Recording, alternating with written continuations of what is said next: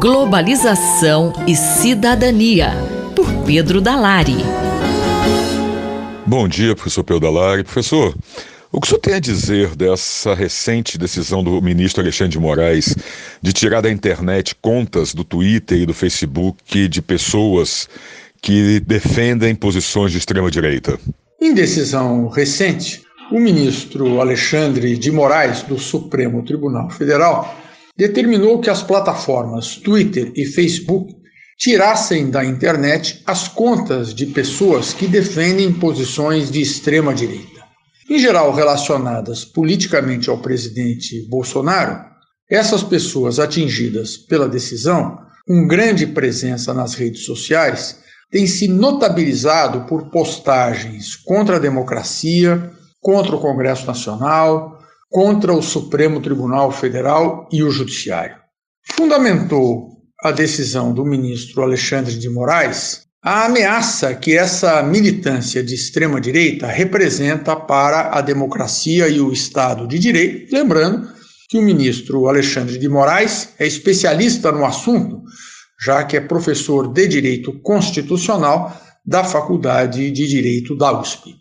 A decisão do ministro é técnica, mas gera discussão sobre dois aspectos que dizem respeito diretamente ao exercício da cidadania no mundo globalizado. Que aspectos são esses, professor? Em primeiro lugar, a discussão sobre se essa exclusão significa ou não censura. Em segundo lugar, se é possível, como determinou o ministro, que a exclusão tivesse que ser feita nas contas mantidas por aquelas pessoas no Twitter e no Facebook em todo o mundo, e não apenas nas contas abertas no Brasil. Com relação à primeira questão, entendo que a decisão do ministro Alexandre de Moraes caracteriza a censura e, portanto, não estou de acordo com ela, porque entendo que a censura é vedada pela Constituição brasileira. Entendo que caracteriza a censura, pois há a determinação da exclusão das contas, mesmo sem que se saiba o que é que viria a ser propagado através dessas contas. Entendo que a democracia e a cidadania se beneficiam da ampla liberdade de expressão, mesmo quando seja usada para divulgar posições abjetas. Lembro que o Estado de Direito prevê que, caso essas manifestações sejam consideradas abusivas, seus autores possam sofrer condenação criminal por crimes contra a honra, crimes de ameaça e outras modalidades, e possam também ser condenados a medidas reparatórias, como o pagamento de indenização a eventuais atingidos. Já com relação à possibilidade de que uma decisão judicial tenha efeito internacional, neste caso estou de acordo com o ministro Alexandre de Moraes.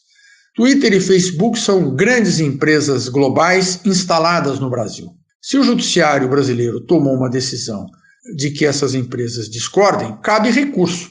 Mas elas não podem burlar a decisão, permitindo que funcionem no exterior e gerem impacto no Brasil contas que estão proibidas no Brasil. É claramente uma burla à justiça. Empresas globais não podem negar o seu caráter global quando se trata do cumprimento de decisão judicial.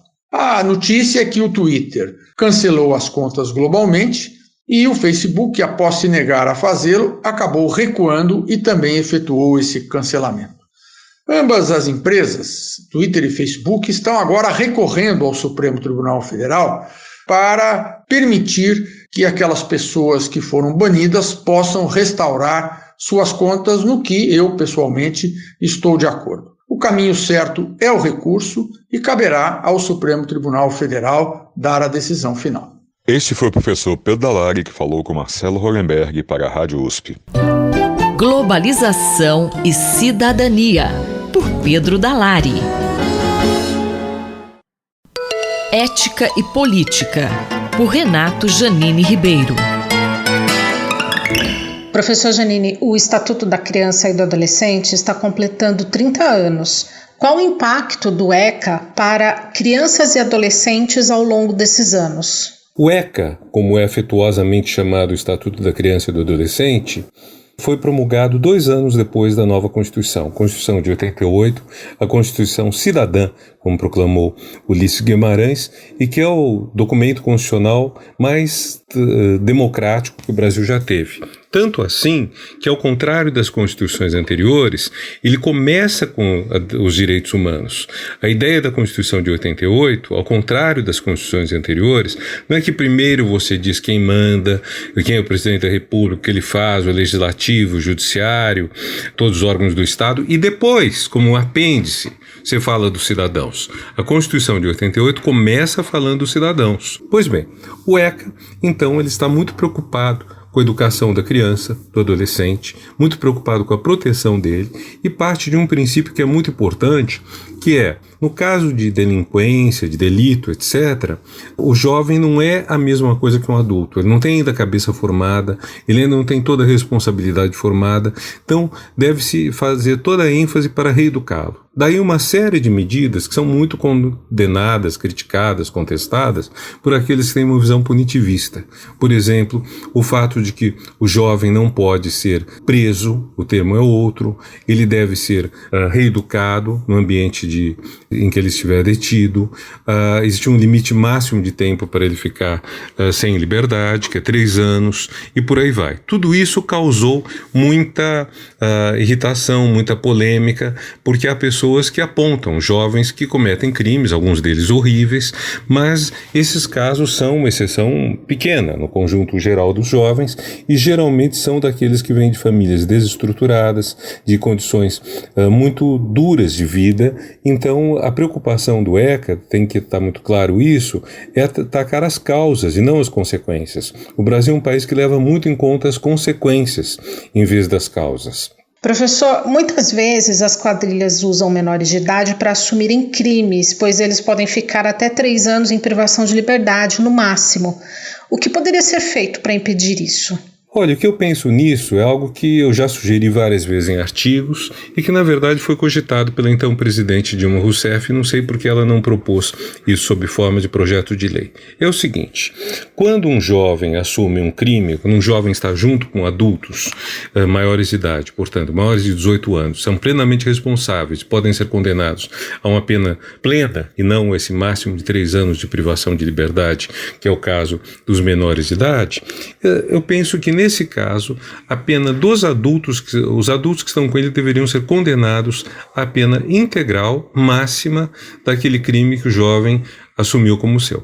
Quer dizer, deveria haver uma espécie de delito de cumplicidade, um delito de corrupção de menor, deveria ser um desses tipos legais, e que seria igual à pena máxima. Então, se fosse, por exemplo, vamos pegar os piores crimes, o assassinato, se um jovem assume que ele assassinou, os adultos que estão com ele cometendo esse crime e que supostamente não assassinaram, na prática a gente sabe que muitas vezes foram eles que cometeram, o jovem está apenas pegando a responsabilidade para eles não pegarem a pena grande, eu acho que eles deveriam ter a pena máxima, que no caso acredito que seja 30 anos. E deveria então haver o máximo rigor para com os adultos que utilizam jovens como cúmplices seus de crimes. E acho que essa seria uma forma, inclusive, do adulto ter medo de levar um menor junto com ele para cometer crime, porque ele sabe que se disso vier alguma coisa ruim, ele, adulto, vai pagar muito caro. E acho que deveríamos fazer isso porque é uma coisa absolutamente indecente corromper um menor, levar um menor para a senda do crime. O professor Renato Janine Ribeiro conversou comigo, Valéria Dias, para a Rádio USP. Ética e Política, por Renato Janine Ribeiro. Reflexão Econômica, por Luciano Nakabashi. Professor, o governo federal planeja acabar com o auxílio emergencial e substituí-lo por outro programa. Qual a importância desse auxílio? Esse auxílio emergencial de R$600 ao mês tem sido muito importante para a manutenção aí da renda das famílias num momento muito complicado. Foi uma decisão muito acertada do governo federal, da equipe econômica, mas ele tem um impacto fiscal muito grande. Acho que no momento de pandemia, num momento tão atípico, ele tem sido de fato muito importante, mas ele não é sustentável pelos efeitos fiscais que são muito elevados. E uma crise fiscal, acho que é tudo que a gente não quer. A gente precisa colocar a casa em ordem. Eu acho que bem tem sido feito de forma lenta, mas tem sido feito lá desde principalmente do Michel Temer, e com uma manutenção de medidas importantes pela equipe econômica do governo Bolsonaro. E essa questão das famílias mais pobres, ela acaba sendo muito importante quando a gente pensa no futuro do nosso país. Eu acho que um dos piores males de uma sociedade é a desigualdade de renda e a quantidade de pessoas pobres existentes em um país, né? Qualquer proporção de pessoas com um nível de renda muito baixo que mal consegue dar conta das necessidades básicas. Isso acaba influenciando muito o desenvolvimento das crianças. Tem vários estudos nessa linha que mostram, né, a importância do cuidado que uma criança precisa, principalmente até os 5, 6 anos de idade. E esse cuidado envolve uma questão financeira, porque isso dá acesso à saúde, acesso à educação, acesso à segurança, né? Então, uma série de elementos que são importantes no desenvolvimento da criança e, consequentemente, na renda futura. E quando a gente pensa em renda, se todo mundo tem uma renda razoável, a gente tem um país que é desenvolvido, né? Os países desenvolvidos, uma grande diferença em relação aos países menos desenvolvidos é que a classe média é muito maior. Você tem uma quantidade muito pequena de pessoas pobres, e mesmo as pessoas pobres têm condições melhores do que aquelas que são pobres num país em desenvolvimento. Então, o que fazer com o fim do auxílio emergencial? A proposta tem sido em linha de se criar ou adicionar, né, uma renda no Bolsa Família, que seria o Renda Brasil, e também, já aproveitando outros programas que existem, e deixar num único, que eu acho que é uma decisão acertada, foi mais ou menos o que aconteceu com o Bolsa Família. O Bolsa Família foi um apanhado de programas que existiam, que foram consolidados em um programa com o nome de Bolsa Família, mas ainda tem outros benefícios, né, para as pessoas de baixa renda, e tem essa proposta de estar consolidando esses programas que sobraram, junto com o Bolsa Família, e se criar esse novo programa. Eu acho que isso é fundamental. É fundamental manter uma renda mínima para essas famílias pobres, sobretudo aquelas famílias que têm criança. Isso acaba sendo muito mais importante, porque são essas crianças que vão fazer parte do futuro do nosso país. Então a gente precisa cuidar dessas crianças, a gente precisa manter uma renda, a gente tem que ver qual gasto a gente consegue reduzir. Eu acho que se a gente for para a linha de aumento de imposto vai ser negativo, porque o país já tem uma carga tributária muito elevada, então a gente tem que repensar quais os gastos a gente consegue eliminar e tá dando esse auxílio adicional para essas famílias pobres, sobretudo aquelas que têm crianças, e sempre com a contrapartida de manter a criança na escola. E aí tem o papel de melhorar essa qualidade da escola para que essas crianças tenham mais oportunidades, mais igualdade de oportunidades, um pouco mais. Uma coisa que a gente tem que reduzir no Brasil, que é muito grave e que acaba desperdiçando uma boa parte dos talentos que existem e também aumenta a criminalidade, é justamente essa desigualdade de oportunidades que tem no país. Então você acaba jogando, por um lado, reduz, né, o potencial dessas crianças e acaba jogando uma parte para criminalidade. Eles ficam à margem da atividade produtiva. Então, quando a gente olha o Brasil, a gente tem um problema muito grave de falta de aumento de produtividade, já há 40 anos, produtividade do trabalho, e isso tem que ser atacado, né? E um dos elementos é dar condições para as crianças de famílias que são menos favorecidas, dar melhores condições para que elas possam desenvolver seu potencial. Então é fundamental estar mantendo esse programa e aumentando a renda dessas famílias com criança e também ampliando o antigo Bolsa Família, né, que talvez seja o novo Renda Brasil, ampliando para pegar aquelas famílias de fato que têm necessidade e aí começar a pensar em outras medidas para aumentar a produtividade do trabalho no Brasil e assim a gente começar a sair dessa armadilha que a gente está há 40 anos. O professor Luciano Nakabashi, da FEA-USP Ribeirão, conversou com Gabriel Soares para a Rádio USP. Reflexão Econômica, por Luciano Nakabashi. Na cultura, o centro está em toda parte, por Martin Grossman.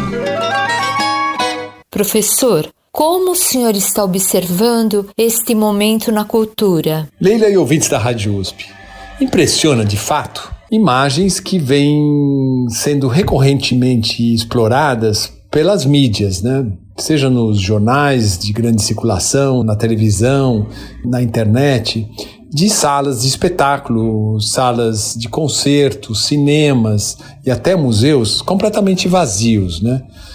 Isso se dá num momento particular, ou nesse momento que há uma grande expectativa de retomada das atividades, né? Mesmo quando pensamos na cidade de São Paulo, né? Por que shopping centers abriram antes de museus, né? Fica aí uma questão. Mas o que eu gostaria de explorar nessa coluna é esse vazio que se apresenta nessas fotos, né? Que vazio é esse, né? Aonde está? Não é só perguntar, claro que sabemos onde está a plateia que está em casa ou impedida de frequentar esses espaços, por boas razões, mas o que é esse vazio, né? E como podemos qualificar esse vazio? Nesse sentido, eu me lembrei em particular, de dois escultores modernos, né, então, que têm uma contribuição importantíssima para a história da arte moderna, que são o inglês Harry Moore e o basco-espanhol Oteiza. Porque nas suas obras, essa relação com o vazio é fundamental. E por que é fundamental? Porque eles começam a explorar, seja de forma figurativa, no caso do Harry Moore, em alguns casos, mas também de forma mais abstrata, né? Em particular no Oteiza, mas em fases também mais onde o Harry Moore também explora as potencialidades do abstracionismo, desse espaço da escultura que é de fato trabalhado para potencializar a sua relação, a sua inserção no contexto. Então, esse vazio deixa de ser um vazio meramente para ser algo que demanda a participação daquele que interage com essas esculturas, nós, não é? Então, deixamos de ser meros espectadores passivos, né? Observadores de algo no caso de esculturas, para interagir, uma vez que esse vazio de fato é explorado ao incorporar as características dos entornos nos quais essas obras estão inseridas. E como entender esse vazio? Não é só a escultura que explora esse vazio, ou a potência do vazio. A própria arquitetura também faz isso, né? E de certa maneira, para entender essa potencialização do vazio, é necessário pensar em outras formas de enquadramento, né? Niemeyer faz isso, por exemplo, fazendo uso dos pilotis, mas fazendo uso também de elementos da arquitetura que acabam produzindo uma relação entre o objeto, que é o edifício, né, com o seu entorno. Nesse sentido, pensando esse público ausente, eu diria que é muito importante hoje repensarmos o público, seja na relação entre democratização da cultura e democracia da cultura, né? Porque ainda hoje é recorrente o uso de uma expressão que vem dos anos 60, 70, enfim, da formação de público, né? Quando isso participa, então, ou isso tem uma correspondência com essa democratização da cultura, quando há uma hierarquização, né? Daquele que produz, daquele que fomenta, daquele que permite o acesso a determinadas produções culturais, né?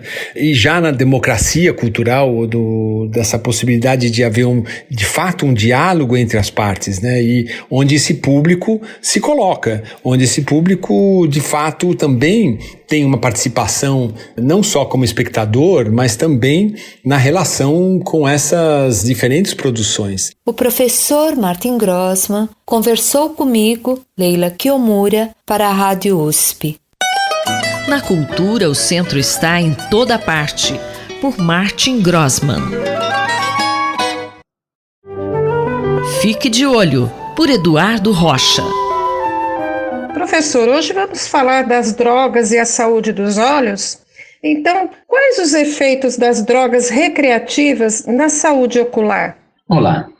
Uma frase há muito tempo lida no muro, no centro de cidade por aí, dizia: o vermelho dos meus olhos vem da natureza. Ora, como uma coisa que vem da natureza poderia fazer mal à saúde? Na verdade, se tratava de uma sutileza bem-humorada, provavelmente em relação às drogas recreativas, nesse caso, provavelmente a maconha, que produz como efeito colateral hiperemia ocular ou olho vermelho. Drogas recreativas, e aqui poderíamos estar falando dos derivados da maconha, algum deles, por exemplo, o canabidiol, tem efeito comprovado em laboratório de ser um poderoso anti-inflamatório, provavelmente útil em processos de cicatrização. Mas isso precisa ser estudado. E isso não significa que o uso recreativo, por exemplo, de cigarros de maconha, possa ser benéfico nessa situação, como alerta um recente artigo, ainda a ser publicado, do grupo da Escola Paulista de Medicina, Dr. Augusto Paranhos, Dr. Tiago Prata. Mesmo os sugeridos benefícios em relação ao glaucoma, a diminuir a pressão intraocular, da maneira como conhecemos as drogas derivadas da maconha hoje, fariam com que o indivíduo precisasse usar elevadas doses, que seriam, ao final, tóxicas para outros órgãos e produziriam uma enorme quantidade de efeitos colaterais. Da mesma forma, uma outra droga recreativa, se olhado em livros médicos antigos, do final do século XIX, começo do século XX, por exemplo, o pó da cocaína, já foi utilizado como anestésico local, empregado em pequenas cirurgias e para alívio da dor ocular. A sua proibição, a sua retirada, foi justamente pelo fato de que quantidades acabavam se perdendo pelo uso recreativo de pessoas que acabavam tendo acesso ao armário de medicamentos. Então hoje, da mesma forma, tendo esses dois exemplos em mente, podemos dizer que a obtenção clandestina, com preparação, transporte, todos envolvendo uma grande cadeia de ilícito e ilegalidade, não garante eficácia terapêutica nenhuma, nem sequer qualidade do produto, que pode estar infestado, contaminado com uma série de outros agentes, inclusive tão ou mais tóxicos para o organismo, e dessa forma não há como dizer sobre benefício terapêutico de remédios adquiridos ilegal, clandestinamente. E os malefícios das drogas recreativas? Assim, se um dia o derivado da cocaína foi utilizado como anestésico tópico e a maconha chegou a ser cogitada na década de 70 como uma alternativa terapêutica no glaucoma, isso hoje está descartado porque produtos sintéticos, melhor produzidos, elaborados, testados e com muito menos efeitos colaterais, têm cumprido o seu papel com muito maior eficiência. Por outro lado, os malefícios, e aqui incluindo o álcool e o tabaco, além dessas comumente mencionadas maconha e cocaína, possuem efeitos tóxicos, indução de crises psicossomáticas e neurosensoriais, além de que no médio e longo prazo podem produzir toxicidade aos neurônios. O álcool e o tabaco são tipicamente relacionados à baixa divisão progressiva no idoso, acelerarem o processo de envelhecimento, como indutoras de catarata e degeneração de retina, e dessa forma o consumo dessas drogas recreativas está claramente documentado ter associação com prejuízos à saúde ocular. Fica então a dica: uma boa saúde ocular e uma longeva vida com boa visão dependem do controle e de se evitar o uso de drogas recreativas. Muito obrigado. Acabamos de ouvir o professor Eduardo Rocha, da Faculdade de Medicina da USP em Ribeirão Preto. Rosimeire Talamone para a Rádio USP. Fique de olho, por Eduardo Rocha.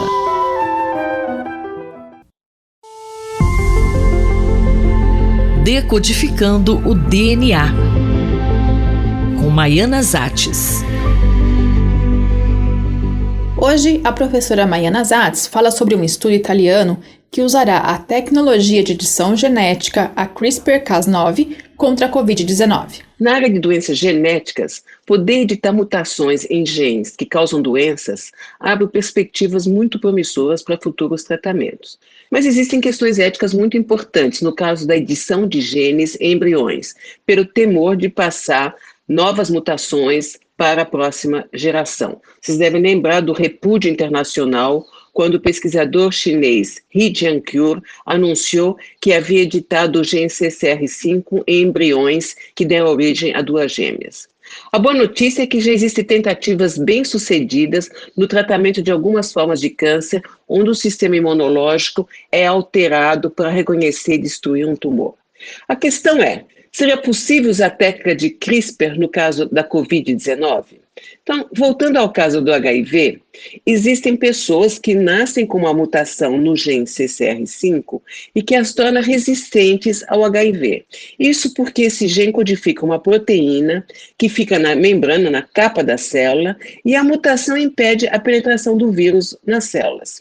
Já no caso do SARS-CoV-2, o vírus penetra nas células se ligando a uma proteína chamada AC2, que é a enzima conversora da angiotensina 2. E alguns estudos sugerem que em pessoas infectadas haveria uma expressão aumentada da AC2 e uma correlação entre a quantidade de AC2 e a gravidade do quadro clínico. Por outro lado, um estudo publicado por um grupo italiano na revista International Journal of Molecular Science, liderado pela pesquisadora Veronica Tissato, defende exatamente o contrário. Segundo essa pesquisa, o aumento da expressão de AC2 seria um fator protetor contra o Covid-19. E como é que eles chegaram a essa conclusão? Então, estudos epidemiológicos no mundo todo mostram que a incidência de pacientes clinicamente afetados e com formas mais graves de Covid-19 é significativamente maior em homens do que em mulheres. Aliás, é interessante que estamos observando isso também na nossa pesquisa. Em cerca de 70 casais discordantes que analisamos até hoje, onde um dos cônjuges é clinicamente afetado e o outro permanece assintomático, é a mulher que não manifesta os sintomas em 70% dos casos. Ou seja, nós estamos vendo também que as mulheres têm o menor risco. Por outro lado, nós sabemos que o gene AC2 está no cromossomo X. E como as mulheres têm 2 cromossomos X e o homem tem um só, as mulheres, naturalmente, têm uma expressão aumentada de AC2. Ou seja, essa observação contraria a hipótese de uma correlação entre o aumento da expressão do AC2 e a gravidade do fenótipo. Seria exatamente o contrário. E como a técnica de CRISPR pode esclarecer essa questão? Então, um grupo do pesquisador Jamie Hacklett, que trabalha com epigenética e reprogramação celular em um centro de pesquisa em Roma, deu recentemente uma entrevista interessante a respeito. O grupo está tentando usar a técnica de CRISPR para inibir a enzima AC2, mas de maneira transitória. Isto é, seria enquanto houver a pandemia do novo coronavírus. E como isso pode ser feito?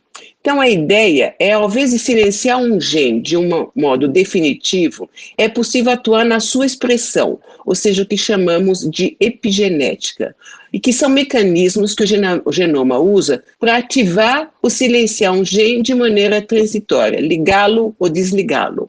A vantagem é que esses mecanismos não causam uma alteração definitiva do DNA e, portanto, não são transmitidos para a próxima geração. E como será feita a pesquisa? Então, os pesquisadores pretendem alterar a expressão do AC2 em camundongos, que serão depois infectados com o novo coronavírus. E essa pesquisa poderá ser importante para esclarecer se é o aumento ou a diminuição da expressão da AC2 que protege contra o novo coronavírus. E talvez nos ajudar a compreender também por que os homens são mais suscetíveis aos efeitos patológicos do novo coronavírus. E esperamos que ele possa também abrir caminho para novos tratamentos. A professora Maiana Zatz conversou comigo, Fabiana Maris. Decodificando o DNA, com Maiana Zatz.